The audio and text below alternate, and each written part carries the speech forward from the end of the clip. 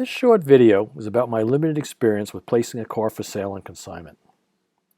If you ever placed a car, boat, or truck for sale, you probably were bombarded, and that was almost immediately, with scammers, and they want to send you a check for more that you agreed on, and then you pay the transporter with unretrievable funds like a gift card, Zelle, or Bitcoin. Here's an example of a car I currently have listed on Craigslist and Hemmings Marketplace.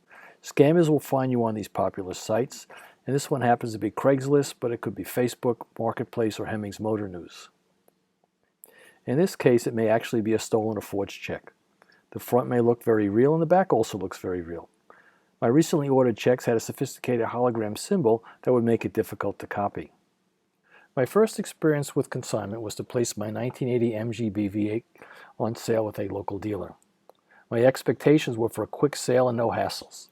The agreement did contain a repair clause, and that repair clause stated that they could repair anything they felt needed and necessary.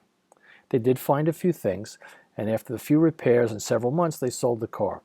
But once the repairs were done and they deducted all the repair items, I walked away with less than I was hoping for. A few years later, I was hoping to sell my ultra-low mileage ZL1 convertible 6-speed. I didn't think there'd be any trouble selling this car, but didn't want the hassle of scammers and no-shows or tire kickers. I guess it's out of sight, out of mind. There were two local dealers that were interested, and both dealers never showed up when the car was arranged to be seen. So much for avoiding no-shows when the dealers never had any value of my time. I ended up selling it instantly the first day on Craigslist, and ironically got fair market value from an out-of-state dealer. My last and final experience was with a dealer taking my car on consignment was when I recently decided to sell my 1972 Pantera. I located a high-end dealer who agreed to offer it at an agreed price. I liked the location, I liked the idea of the car being safe, and I liked the idea of it being well taken care of. They even agreed to store it indoors. I was obligated, though, to let them hold the car for at least 6 weeks, but I was in no hurry to sell a car that I hardly used. Since the dealer wasn't close to me, I asked a good friend to check up on the Pantera. Within a few hours, my friend called me to ask if the car sitting outside in the lot was mine. It looked like mine, but mine was to be stored indoors, not outside, and not unlocked.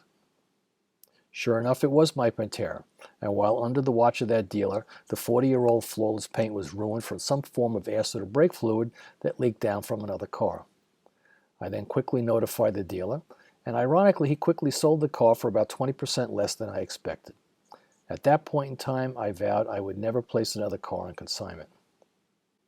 After being burnt, I went back to basics and placed an advertisement in Hemmings Motor News for 6 months with a 1-month exposure in the printed magazine. I attached a few good photos and sure enough received my share of scammers.